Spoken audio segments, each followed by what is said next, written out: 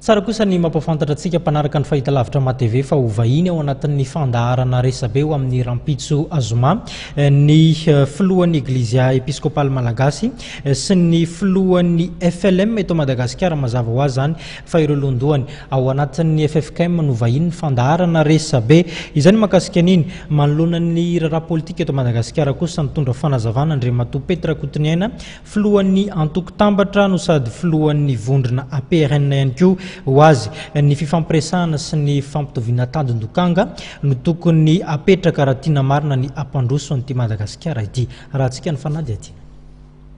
Tato ato dia nandeha ny feo fa misy ireo mikasa hitondra ny vahoaka eny an-dalambe araky ny filazanam-baovao maro samihafa dia misy ihany koa ny milaza fa mikonkonina fanakorontanana mpanao politika sasatsasany.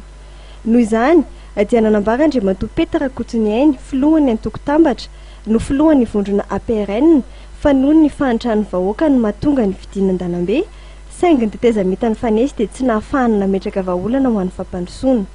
Eo ankilany dia tsy nahinian'ny vahoaka ihany koa ny mpitondra. Noho ny fahatran'ny olona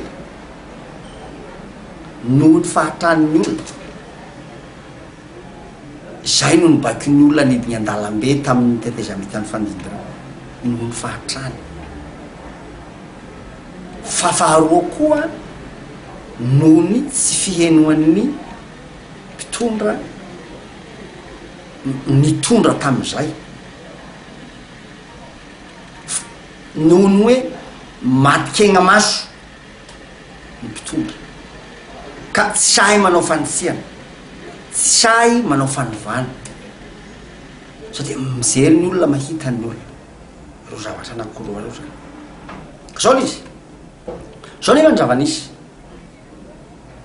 nidiny an-dalambe ny olona nrodana ilay fitondrana ny fara amina teteza mita maromaro ny teteza mita efa nisy teto. Zao ny zavanisy nahazo fahefana ilay teteza mita fa tsy nitondra fanovana fanasarana amin'ny fiainan'le olona. Izay zany no zavanisy zany hoe rehefa tina dia hoe teteza mita nazahoana fahefana fa tsy teteza mita nitondra fanasarana tamin'ny fiainan'ny vahoaka malagasy. Mila manaiky an'izay atsika raha te handroso. Ny vahaolana noho izany dia fiarahamientana rehetra amin'ny fitsonjovana no avy amin'ny firenena sy ny vahoaka malagasy. Manana andraikitra ny filoham-pirenena amin'izany hoy ity mpanao politika ity ary ny dingana lehibe amin'izany dia ny fifehezana ny harem-pirenena Madagasikara. Manana andraikitra lehibe Andriamatoa filohan'ny Repoblika amin'izao zavatra misy izao zany hisaina tsy omegna maso fa ny tombozoan'ny firenena ihany, tombozoan'ny vahoaka roa amby roapolo tapitrisa ihany no hibaiko anazy raha sanatry na dia efa nilazaiko teo aza hoe ny teteza mitany fandimby dia tsy nitondra fanovana sy nitondra fanasarana tamin'ny fiainan'ny olona dia sao raha fa miziriziry sy manao fanitsihana ny olona mitondra na dia efa fantatry ny olona aza fa hoe mety tsy nahasoana azy zay tsy nitondra vahaolana noho ny fahasorana fotsiny na misy koa ny magnararaotra ny olona dia mety mbola hiverina na zavatra mety diso antsika zany.